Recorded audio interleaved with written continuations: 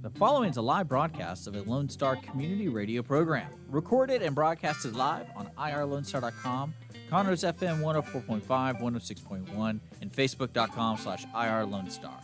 For more information on this show, please visit our show page at irlonestar.com/shows. To sponsor or donate to this program, visit our donate page at irlonestar.com/donate, or email us at lscrstudios@gmail.com, or give us a call at 936-666-1084.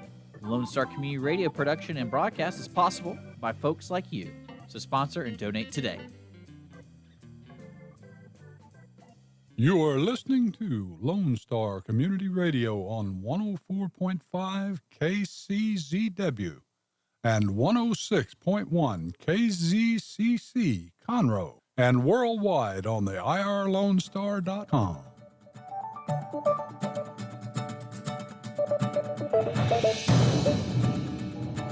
Good morning, ladies and gentlemen. This is Rick Schissler, and I'm the host of the Weekly Business Hour. I want to thank you for joining us today.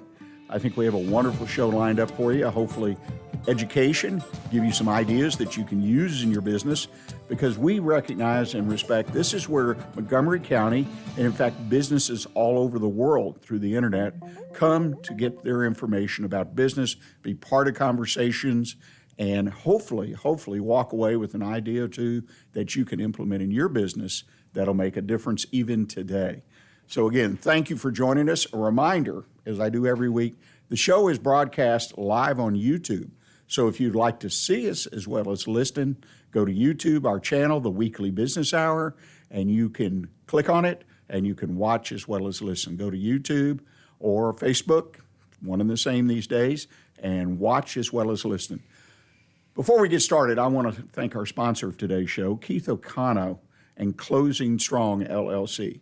Keith O'Connor and his group over at Closing Strong are one of the most fantastic places that I believe a person can go who owns a small business, who's looking for a mentor, looking for business advice, a particular project that you're taking on that you would like somebody to kind of double check. Think about contacting Keith O'Connor and Closing Strong. Great group of people, and I have known Keith for a number of years, and I can vouch for him. They do a wonderful job. Closing Strong, LLC, or closingstrong.com. I want to mention to you also before we get started, I love to get emails, particularly from listeners. So if you have a thought, if you have a comment about what we're doing, or you even have a question about your own business, in fact, I'm going to talk about a question I got this past week later in the show, then please, by all means, send me an email. Simple email address. It's bestconsult@gmail.com. That's bestconsult@gmail.com. Well, let's get on with the show. The best part of the show, I feel, is when I have a live guest and we can create a conversation, talk about business, about ideas about business, talk about anything that's relevant. Now, I'm not sure what that means, but that's what we do. So I want to introduce to you today Kevin Kutter. Kevin has a company called Everwell Inc. Kevin, welcome to the show. Thank you. Thanks for having me. You know, one of the things you and I were talking about before we went on the air was that you have some military service. You graduated, if you will, from the military as a sergeant. That's right. That had to provide you with a basis of some of the things you do as a supervisor and manager. Tell us a little bit about that, what it prepared you for. Absolutely. Not just conflict, but management as well. They take that down to the bare essentials, like managing a minimal group, if you will, in groups of 3 and most common. And I learned from that to grow that into 6 and 9 and even groups of 100 and more. So that basis probably is what really led me to have success in my life in almost everything I do. So I'm absolutely thankful for it. Well, and we thank you for your service. Thanks. As we have in this country. One thing I do know is that a vast majority of us have become more thankful for our military and police, even under the current situation. So, and I think people need to hear, you're in the military, you walk away with some skills. It's not, like you say, just about fighting or being on guard or whatever it might be in your situation. You also, you're married and you have 5 children, and you've got a bunch of grandchildren, 12, I think we discussed. Yeah. that's what you said brought you to Conroe in the beginning back in 1979. Give us a little quick background on that. That's right. Of course, I was born and raised on a hog farm in Minnesota, of all places. And in fact, I joke about it often that I thought all kids had to get up and do chores in the morning before you went to school, and it wasn't uncommon to smell like the animals you were feeding, right? So from there to I joined the military back in 1976 and was stationed at Fort Hood, Texas, not too far from here. Did some border duty in Czechoslovakia and when it was more of a communist issue, right? And my wife is from Wisconsin, and when I told her I'd love to live the rest of my life in Texas, she said, me too, and we just made Conroe our home. So that was back in 79, 80. Wow, you've been here a long time. Long time. You've been here longer than most. Let's put it that way. There are still some natives, but Yeah. it's kind of like Houston, where I was born and raised. Not too many of us that are original to the neighborhood. Now, when you moved to Conroe, you got into a business at some point, Everwell Inc., as it is. Tell us a little bit about that business and what you do. Well, actually, back in 1992, I got involved in water saving and waterless technology, and that really exposed me to what the water issues are all about around the country. And so I became really passionate about that. I worked for someone else for a short time, led a team of technicians, and then thought I wanted more. And so in 14, we developed Everwell and became a dealer ourselves, where we actually go out to people's homes, test their water, service that, and come up with solutions that would best serve their needs. There are a vast amount of companies like this that are very cookie cutter type, where they only have one product and they think that fits all the needs, but we don't take that approach ever, because there's not only municipal water, private wells, big wells, and those all have to be taken into consideration. So Everwell became a dealer for a large manufacturer in California, and just decided we were going to be a little more open about treating water specifically. And so all the classes that are needed and licenses that are required, we're fortunate enough to possess those as well. And we've got a good team of people now that really help people improve the water quality as it enters their home. And I mean, even yourself, do you drink the water in your home? Mm-hmm. Most We do. don't. Oh, you do? Why? Because you have some kind of filtration? We got double filtration. See? At the source and in the main. Yeah. And if only everyone else in America realized that the responsibility is the homeowner when the water enters your house. If that was the case, I think our water quality would be better all the way around. Less issues. And when you talk about issues, and one thing I want to clarify, because I think it's important. You have a business. You started a business, but you had to get, when I understand, a license from the state. Right. Right. So what did that entail? Classroom time and test out. You have to test to acquire that license. And of course, you pay a fee through that as well. The Texas Water Quality Association assists most people that want to enter into this world, this arena, and they'll help educate you as well. But it's really up to that individual to become licensed by the Texas Commission on Environmental Quality. And there are a lot of people that don't go through that process, but I think they're lacking those basic skills that a water technician really needs. Sure, anybody can sell anything perhaps, but to really understand the water quality and do the right tests that are needed, I think that's what sets at least Everwell apart from others. Well, let me ask you about that, because there's a lot of concern, or some concern, I should say, by the consumer or the business that I'm dealing with someone. In this case, it's mandatory you have to be licensed by the state? Or can you just open the doors and say, hey, I'm the water source for everybody? There are some states that allow that. To my understanding, in Texas, you must be licensed to do the installation part of it, to actually offer the right consult. And to me, there was no option. It was get licensed, get the knowledge that's needed. And it's just a really good science base that you understand about water and what the tests actually mean, and then how to correct the problems. Some of that comes from experience as well. But I think, if you're not licensed by the state and you're doing an install, you can certainly be taken off that and fined. Well, let me ask you this. Okay, so would you say that in your company, one of the values or one of the things that sets you apart is the technical knowledge and information, the license, all falls into the technical? Is that a major issue for you as far as being a competitor? I think it sets us way apart from everyone else because if we're just like anyone else where we can maybe talk equipment and what it can do, but how do we know that that's the right equipment for that home? I think that's where homeowners really appreciate someone that has a really basic grassroots understanding as well as the technical advancement in it to understand that, hey, the TDS level is this or the pH balance is this. How do we correct that properly while not imparting any impurities into the water by bringing equipment in that maybe will do that? So, yes, I think, gosh, I can't imagine doing this without being properly licensed. I don't know that you'd be serving the customer correctly. Yeah. Maybe that stems from my military days, but I think you have to be who you say you are, right? Well, and there's no doubt about that. But I think, I guess my point is that every company needs to find what they're good at and then define it and communicate it. Yeah. There's a lot of names for this, my selling point, my message, who I am, whatever. But I sensed that the technical knowledge, and which example is being licensed, but you have a staff of people, their knowledge is something that you strive to sort of set you apart from everybody else in the marketplace. Absolutely. In fact, it's weekly training where we take segments of the water industry and teach all of our technicians how to be better technicians. And we really don't, because of that, we don't really sell as maybe a traditional company would have a sales presentation or a closing skill to that. Certainly we have to ask the question if they'd like to do this, but I think the homeowner really appreciates the more consultative style rather than closing style. Well, and I think so. I think especially in an issue like this, that's just my opinion.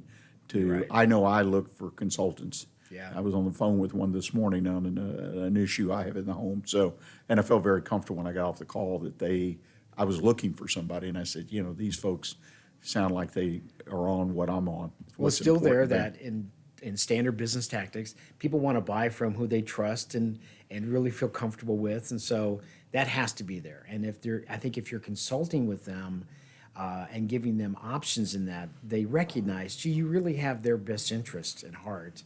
And I think that's when the sale takes place, if you will, is when they realize we're really there to help them. Just my instinct as a consumer, speaking about consumers versus businesses right now, that your industry is challenged in general with a lot of scams. I just sense when I see some advertising, and like you mentioned, I've already picked up, it's a lot of cookie cutter. We got one box and we take it out and we hook it up and it solves the issues. Are scams an issue for you in your industry? They are. In fact, I'll admit that probably monthly, a few times a month, I have to address that issue on some kind of someone give us a poor review on one of our social sites. And so they'll call us a scam, right? And I get that as well. I get thrown into that category easily. And so I'm a little more bold and I'll address that I'll reply to their review and ask them specifically what that was. And what I've come to learn is people are very quick to, if they don't understand something, they're quick to throw it in that category of it's a scam or do they really not have my interest. And so I'm highly aware of that and want to make sure we're always on the right side of that. But there's no scamming someone when it comes to helping them improve their water quality. You either can do it or you can't. There's no gimmick there, at least not in my book. You mentioned something, and it's a rather hot topic for every business that I'm aware of that sells to consumers, and that's the comments on social media. And some business people take it seriously, others don't. What's your take on all that? Does it really impact your business, the kind of comments you get on social media? Well, I'm in the older generation, right? So I have to backpedal and understand that myself. I'm really thankful for having 5 children that I can consult to them with because they're more in that category of understanding the importance of social media. One thing I did take away from my eldest son, and that is that you can't leave that just go unaddressed because then people are talking about you and maybe falsehoods that aren't real. And so I'm on there every week just reviewing how the reviews are. We certainly, if someone has been wronged by any means, if they really feel that they have, And the reality is, if they think they have, then they think they have, right? It doesn't matter what I do. And so if I catch any of that, we're right on top of how do we correct that? How do we improve it?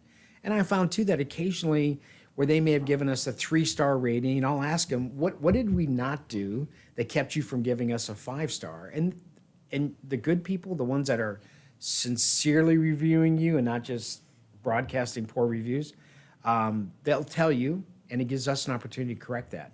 And I didn't realize until about a year ago that they then could go back and change their review, and that absolutely works. And so we maintain, I think, on Google somewhere around 4.5 or so, and I don't know that you can ever get that perfect 5 because just one in the mix kind of takes it down. But I think it's really important in my business to stay on top of that.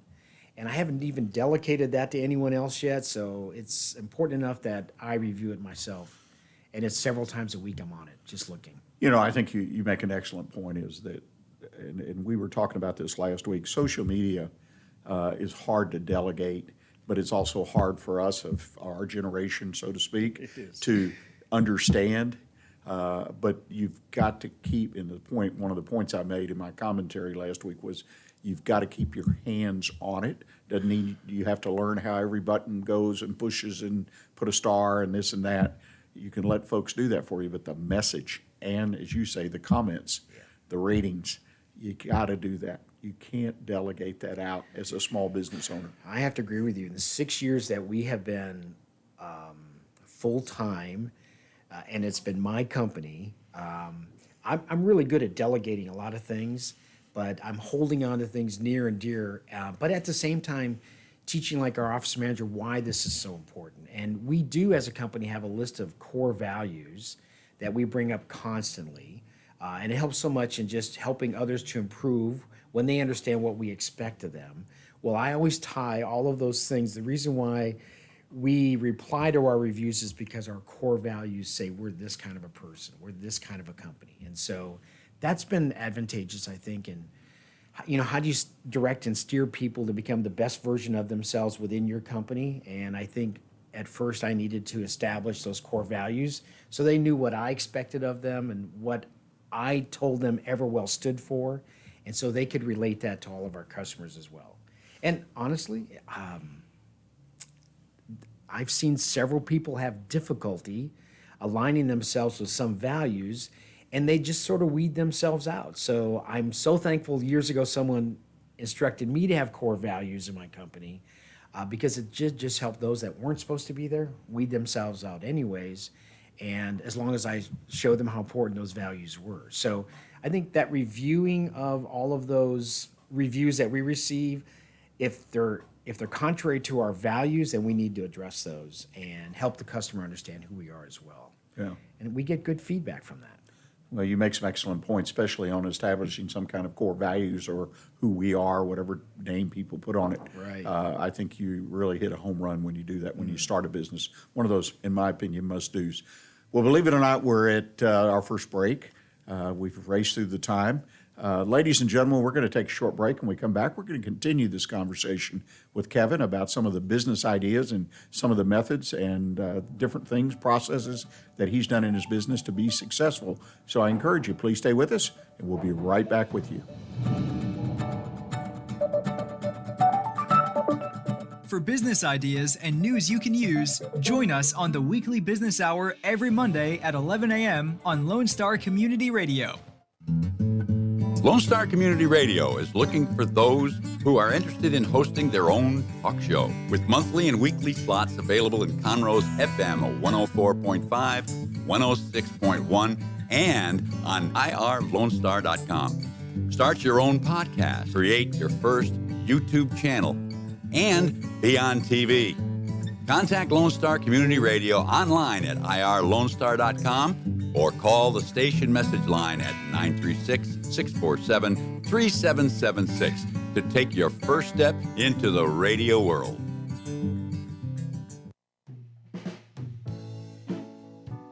Are you interested in learning more about preparing quick, healthy, and safe meals for your family? Would you like to spend time with others learning tips and tricks, along with practicing and tasting nutritious food? If so, the On the Road to Healthy Living Mobile Cooking School is for you. Call Amy Ressler at Texas A&M AgriLife Extension Service at 936-539-7825 to find a class near you or volunteer to host a class. Hi, I'm Keith O'Connor, CEO coach and business mentor. I've spent 4 decades helping multiple entrepreneurs use my principles to take their businesses to the next level. My methods do not fix your problems, they help you fix them for yourself. I call this process closing strong. Contact me at 713-557-1639 or visit my website at closingstrong.com for a risk-free 30-minute meeting to see how I can help you. Because a business can only go as far as its leader can take it. Listen in Mondays at noon to hear Conroe news from local nonprofits, businesses, upcoming events, Conroe Park events, news stories, and information that matters to you with your host, Margie Taylor of Taylorized PR. For more information about being a guest, visit irlonestar.com/Conroe Culture. For business ideas and news you can use, join us on the Weekly Business Hour every Monday at 11 a.m. on Lone Star Community Radio. You are listening to the Weekly Business Hour. I'm Rick Schissler. I'm your host. I'm a Silver Fox advisor and the founder of OneBestConsult.com. Well, we're having a great conversation. That's my opinion, and I hope it is yours as well, with Kevin Kutter. Kevin is the owner, founder of Everwell, Inc., a local water solutions company. Is that a way to say it, Kevin? That's kind of our tagline, water solutions for your well-being. There you go. Makes a lot of sense. Let's go back to the core values. You mentioned that early on, as you built your company, you established some core values. You work with your employees to understand and to learn those.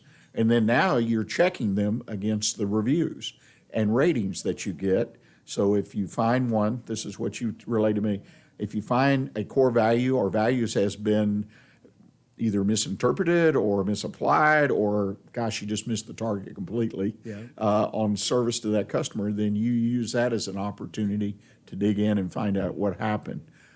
Tell us a little bit more about the core beliefs or core values that you have and how this all came about. Well, it really, I think it's going to stem back to my military days as well. You know, if everyone knows the mission at hand, then everyone knows what the final target's going to be and what we're going to end up with. Well, when you start hiring others, and if you don't train them to think along the same lines that you do, about really understanding what our mission is, how can you expect them or even hold them accountable to obtaining their target, right? So establishing those values became really important and making sure they understood that. I could assume they were all on the same page, but when I lay my head down on the pillow at night, are they really? And so the core values is something we post everywhere. It's on I think a 2x3 poster, and we probably have 10 or 12 of them around the office almost in every room. And I simply instruct those sub-managers that when they're instructing others, refer back to the core values. This is why I want to talk to you about having better phone skills, because this value says we're exceptional in communication and making sure the customer understands that so they can go back to the values instead of knocking on my door, calling me every few minutes. Hey, how do we do this again? And what do you want me to say when this happens? It's like, well, check that against our core values and you'll better understand it. Put it in your own words as long as it aligns with our values. And so that has become actually an easier way to manage people and even hold them accountable, because when they're violating some of those core values themselves, now I can talk with them about, hey, listen, over the next 2 weeks, I'm going to closely monitor how you address this core value. And I'm expecting this kind of improvement. And if I don't see that, our next conversation will be a little more difficult. And man, it perks their attention right away. And I say it with a sincere heart to help them, because I really want to improve their values. I want to improve their abilities. I mean, you've raised kids too, and you instruct your kids to be the best they can be, right? And that's all I'm wanting them to be as employees, the best they can be. Because who knows, what kind of encouragement do they get at home? What kind of lifestyle do they live? Well, I want them to know in our office, we have a high set of values, and we want you to work within these. And I'm pretty certain that if I'll hold them to that, their lifestyle, their life abilities, their skill set will improve through the process as well. Without me, pressing on them all the time and being that firm boss that the military taught me really well how to be. I absolutely don't want to be that person. I want to be the one that encourages us. I even use the word love on them. Just love on them where they're at, encourage them where they're at, let them see the values we follow. It is absolutely amazing to watch people improve right before your eyes. And so now I'm more confident within our business that I've got a group of people that share the real value of Everwell every time they talk to a customer. They want to help that customer all the way through the process. They know the end result has to be that satisfaction. Check it against our values, make sure we're there. So personally, to answer the other part of your question, when I'm reviewing those Google reviews, if you will, and someone has called us a scam, right? Because we left maybe some material on their doorstep that said, hey, call us, we'd love to talk to you about it.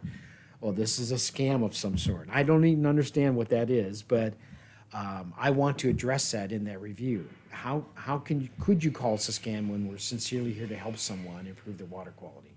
If you don't want to participate, it's okay. But if you'd like more information about your water, let's have a conversation. So there are so many ways to get to people, and I have learned in life that you need to have more than one marketing tool in your arsenal at all times. I'm old enough to have old mentors that told me I should have 5 of those to stay alive. 5 to stay alive sticks in my head. And so we market in multiple ways to acquire more customers, and everyone has its own set of challenges and skills as well, but generally they work. And if they don't, we move on to one that will. Yeah, got to be flexible, got to keep Yep. moving. Let's back up just a second. I'm curious. Any secrets to hiring the people who will accept and move into a mode of, hey, here are core values? Any secrets on hiring that you could share with our audience? When we interview them, they're sitting in a room that has the list of core values right over my shoulder. And I ask everyone, even our management team, to be sure and share those even in the interview process. Because if they're nowhere near any of those values in their current life, where they're currently at, and don't see themselves improving it, why would I bring them on board? If they're not going to improve, I don't know that we want them on our team. And that's a tough decision to make, but I want them to step up. And at the same time, there are people that sit in interview and they go, oh, I love this value. I love that value. Hey, I believe the same thing. And you can't help but think, this person's in line with our values. Maybe they're the teammate we're looking for. Yeah, and I love this. You use it as a measuring stick. Yep. And determine whether someone, as I used to say, was a good fit or not a good fit. No harm, no foul. You're either a good fit or not a good fit for what we do. Very, very interesting philosophy. Let me ask you, business to business, you work with businesses as well as consumers? Usually we've helped them in their residence first, and then we find out they have a business, and then we do our very best. What changes in the water world from residential to commercial, if you will, is the size of the plumbing. All that's different. And the size of the equipment changes. The volume of water they're going to process may or may not be significantly different than what they do in their home. And so flow rate becomes important. To put a piece of residential equipment on a commercial facility that maybe needs a 30-gallon per minute flow rate and your equipment only does 12 or 15, you're going to hurt that business and they'll notice a change in their water. So we have to be careful of that. We do oftentimes get called in to help people.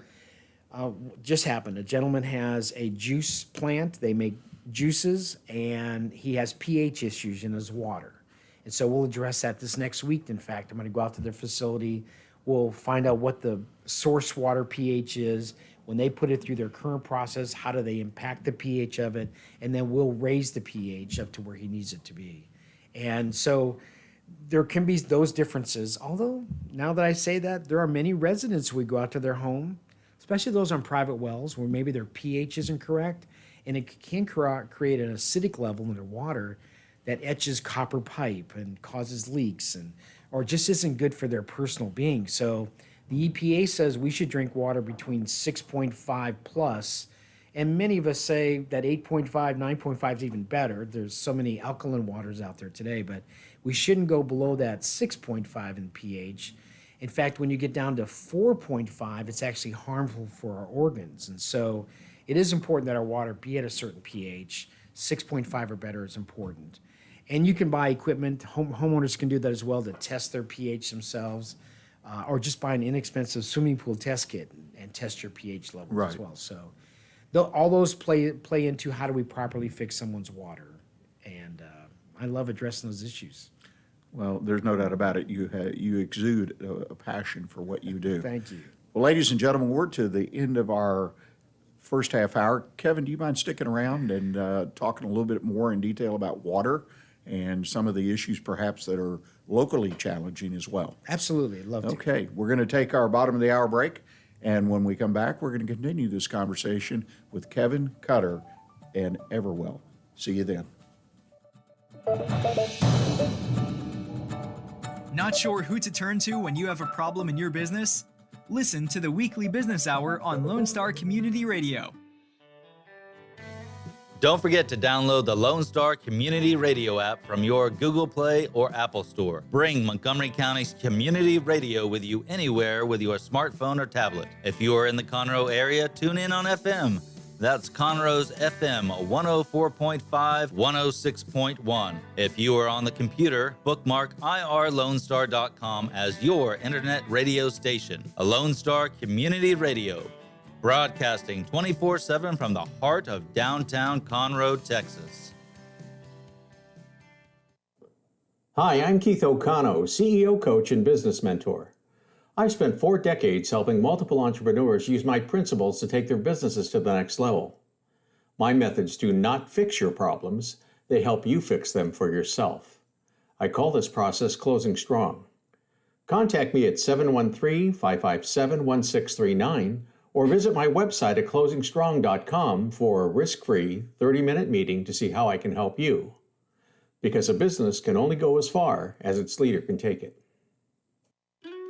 Hey y'all, it's DJ Mike from Dance Time in Texas. Join me Monday through Friday at 8 a.m. as I count down the top 10 Texas Red Dirt songs that are packing the dance floor. I'll be featuring local artists and the story behind the hits, shows in the area, as well as new songs that make you want to dance. It's Dance Time in Texas with DJ Mike on Lone Star Community Radio, 104.5 KCZW and 106.1 KZCC, Conroe, Texas, or online, irlonestar.com. Second Saturday Divorce Workshop provides unbiased information to help you understand your options and move forward with your life. This divorce workshop is for you if you are contemplating divorce, in the process of divorce, already filed for divorce, or post-divorce. You will explore the emotional, legal, and financial aspects of divorce from professionals who have guided others through divorce. For more information on this divorce workshop, contact SecondSaturdayWoodlands.com or call 832-375-0900. It's all business talk on the Weekly Business Hour every Monday at 11 a.m. right here on Lone Star Community Radio.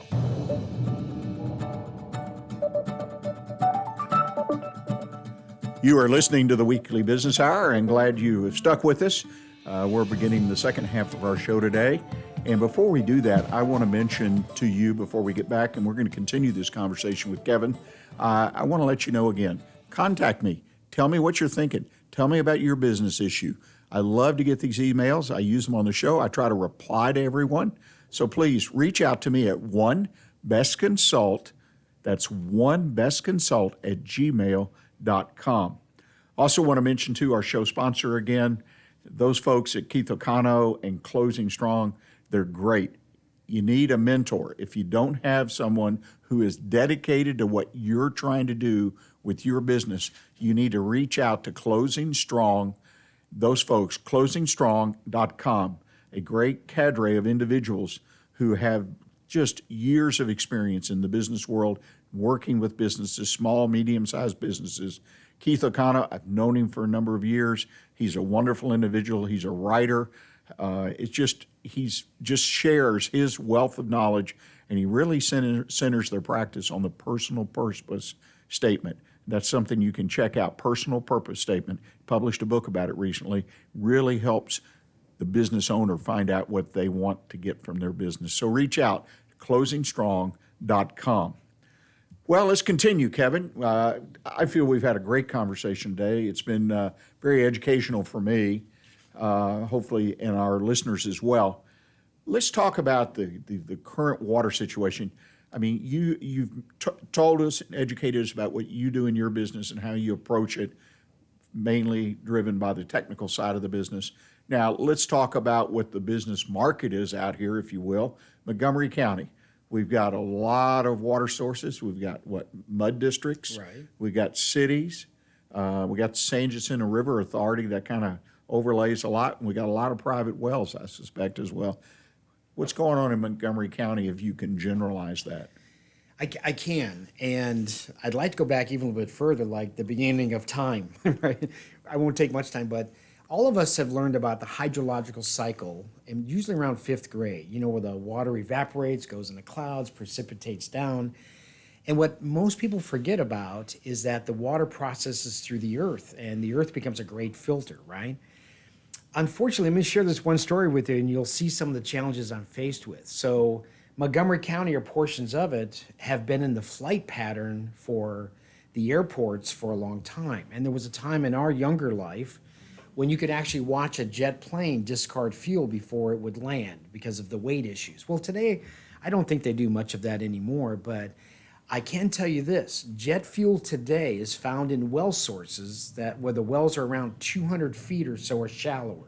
So I said all that to say, not only does the rain process through, but so does that jet fuel process through the earth, and now it's gotten into wells. And so it's not uncommon for me to come across a well that has a remnants of a poor smell to it or something like that. It may have been diagnosed with jet fuel or avgas in it already, and they've already dug another well because of that. So interesting how that cycle works. So I don't know how many years ago they stopped doing that, but I can tell you today, it was a few years ago, they started finding it in East Texas. Arsenic is in our soils everywhere.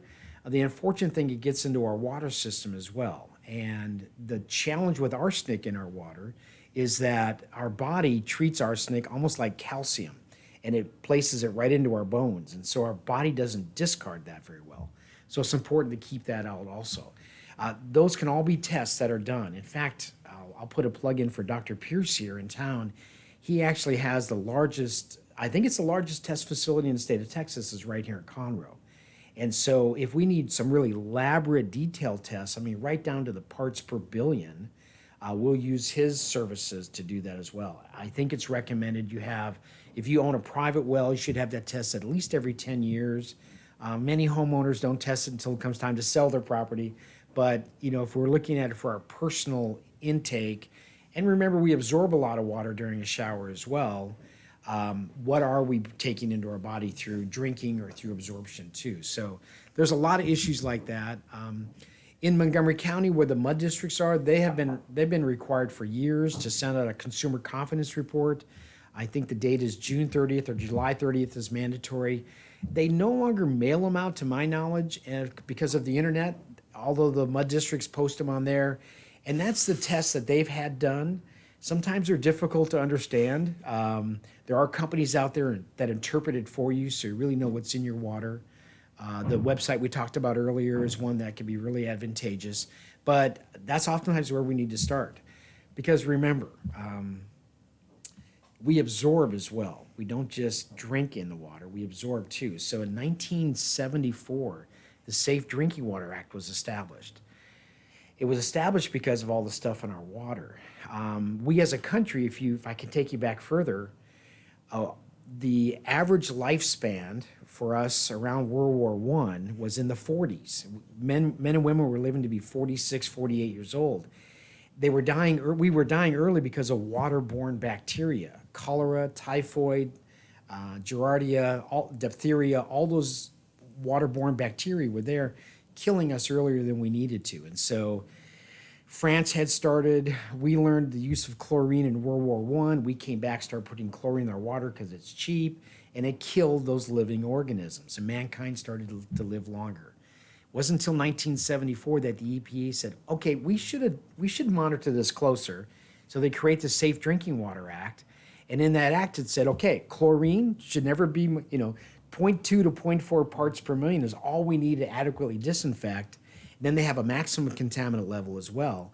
But they established that anything above that's kind of excessive and harmful. Around the same time, the builders changed when building a home, and they started putting exhaust fans in the bathrooms. Now, everyone thinks the fan is for the toilet, right? And that's not what it was initially established for. It was because we're putting chlorine in our water, standing in a shower, the chlorine's off-gassing, and we want that gas to be removed from the room. And so you should always turn on the exhaust fan if there's chlorine in your water.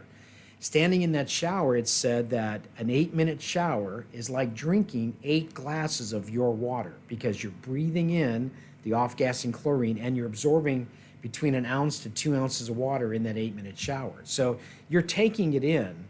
The question is, do you want to? And my answer is no, because it may have killed the bacteria in the water getting to your house, but now that it's gotten there, let's take it out, because our skin doesn't need it, our hair doesn't need it, our pets don't need it, we don't need it in our food.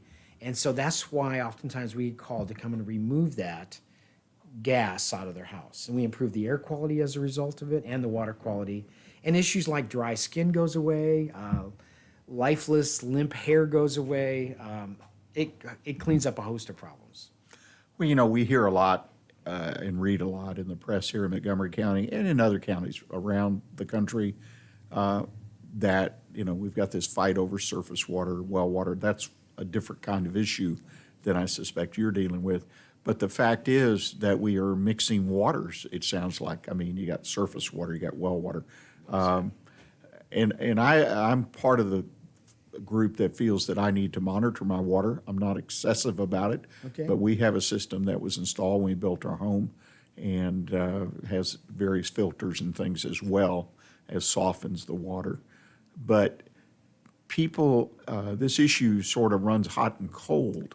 I mean, again, we're in a fight or disagreement about surface well, what do we pay? That's a separate issue. But I need to be concerned about the water every time I turn on the tap, theoretically, to make sure what am I getting today? I mean, it's what I sounds like. Am I wrong about that? I think that's our homeowners today don't understand, most of them, that once the water gets to your house, it's now the homeowner's responsibility to make sure it's not going to be harmful to them. And gosh, I think if the local cities and mud districts could produce the pristine water we want, I'm afraid we couldn't afford the water bill, because they'd have to do so much to that.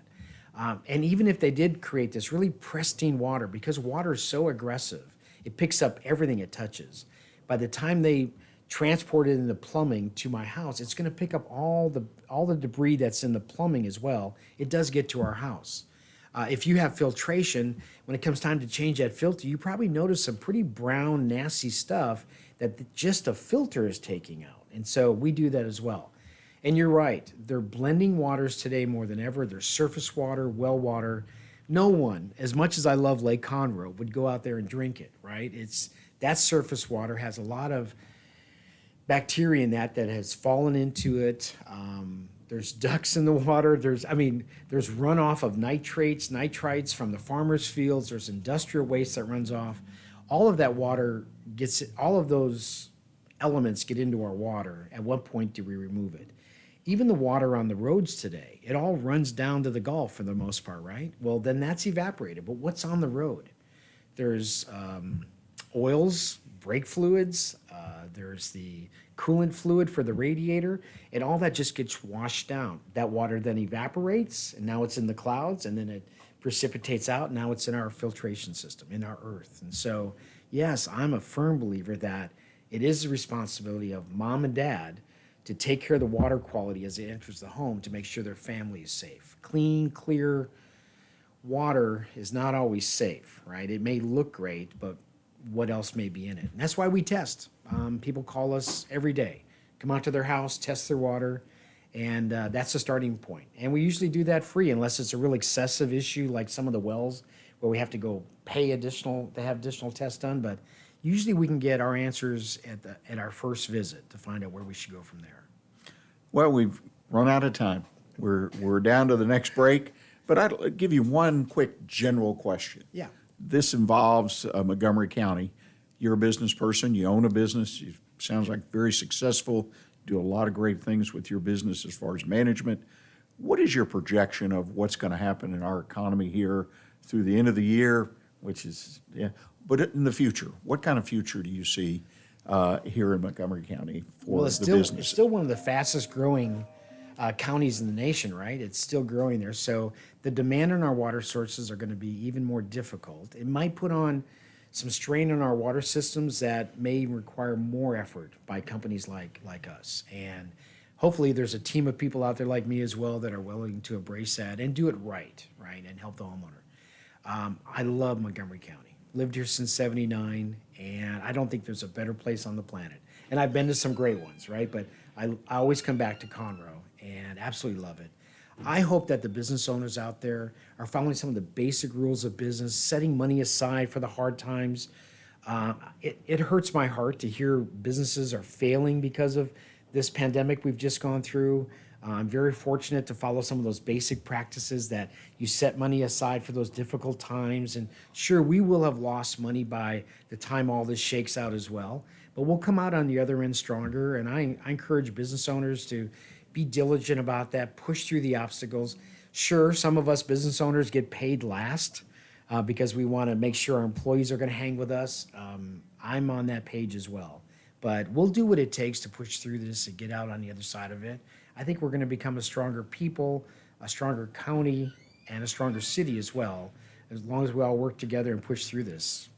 Well, I 100% agree with you. Kevin, thanks so much. If you would, tell the audience how they can get in touch if they have a question or perhaps want to engage your services. What's the best way for them to get in touch with you? Our phone number is always on. It's 936-703-5300. And they can also go online to everwellinc.com. If they want to just test their water, they can go to everwellwater.com, and that is just kind of an outline of what our tests look like. And they can request a test as well. So those three avenues will answer either one of them. Well, thank you again so much. Ladies and gentlemen, we're going to take our last break for the day, and when we come back, I'm going to offer my One Best Consult tip of the week, a little bit of a twist in it, the Flexibility Act, and what your business needs to do to meet its requirements. My discussion will be a little broader than that, but I hope you'll stay with us, and we'll be right back. It's all about business on the Weekly Business Hour every Monday at 11 a.m. on Lone Star Community Radio.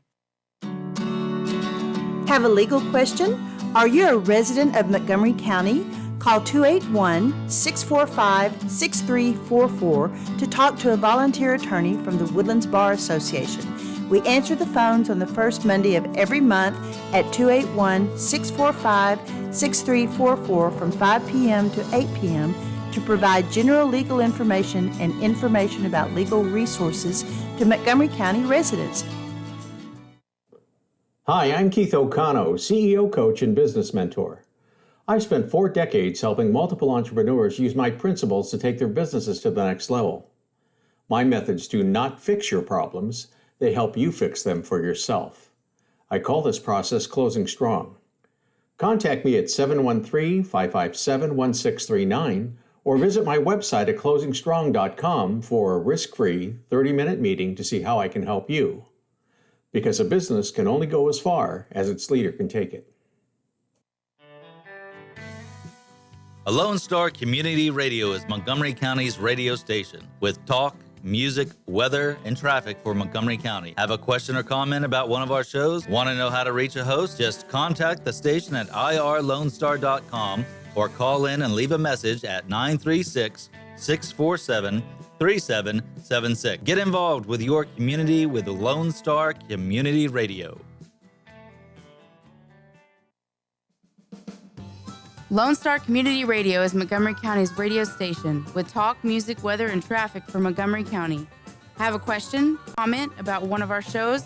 Want to know how to reach a host?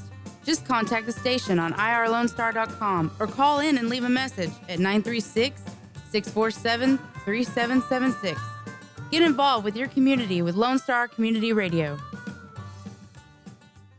For those of you who like your partners, your gumbo, and your music salty, well, we're here to help with the music. Julian Shea here, host of Lone Star Country Nights Thursday, your weekly dose of roots and Americana and all the music that makes this part of the country special. We stir in Western swing, honky-tonk, Zydeco, Texas blues, outlaw country, and put a pinch of red dirt, and then we smoke it over a slow fire. Then listen to the results Thursday nights on Conroe's 104.5 and 106.1 and worldwide at irlonestar.com.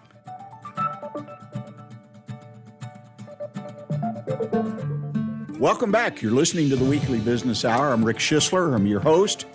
And again, thank you for joining us today. And we just finished, I feel, a great conversation with the local business owner, Kevin Kutter of Everwell, Inc. Kevin appears to really have a handle on his business. He's been very successful, loves this community.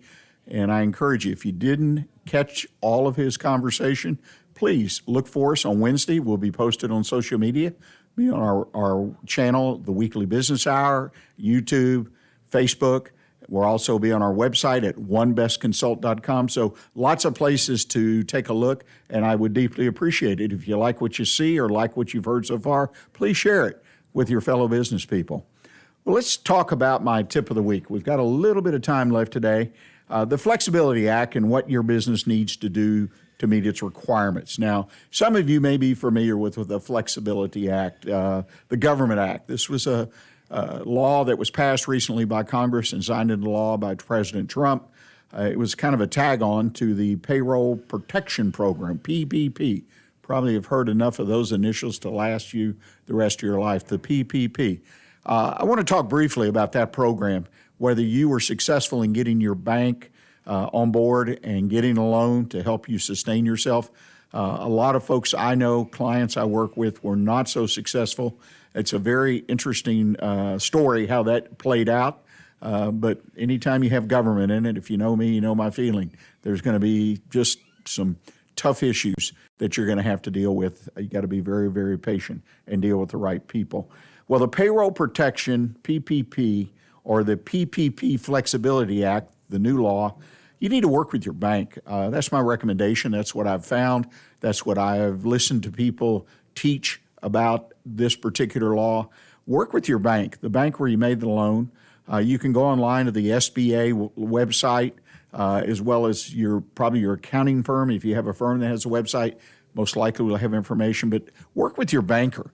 Look at this as it's a loan you made through your bank instead of from your bank, but they should have all the information you need to hopefully have some or all the money that you got and qualify so it is a grant, meaning you don't have to repay it.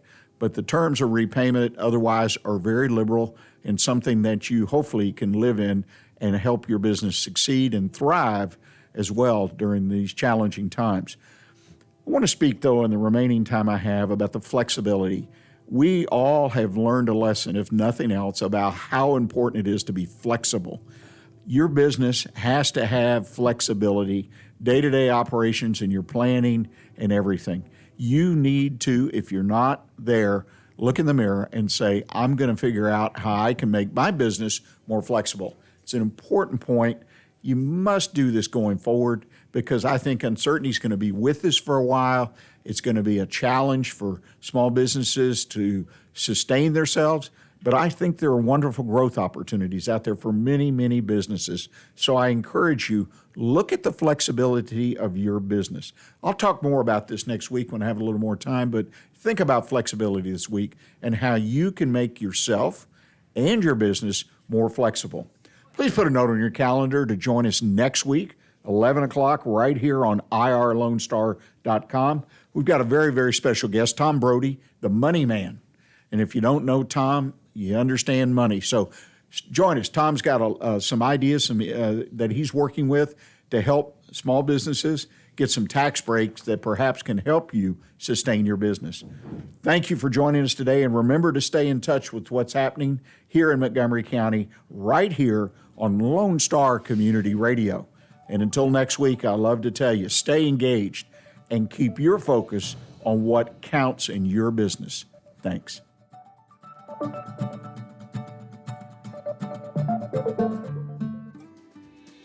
Today's show was recorded and broadcasted live on irlonestar.com, Conroe's FM 104.5, 106.1, and all rights and ownership are reserved to Lone Star Community Radio. For more information regarding this program and Lone Star Community Radio, visit us online at irlonestar.com. Lone Star Community Radio is Montgomery County's community radio station, serving the community with local programming on TV, radio, and online. If you enjoyed today's program, please support us by sponsorship or starting your own show. Contact us today by phone or text at 936-666-1084 or email the station at lscrstudios@gmail.com.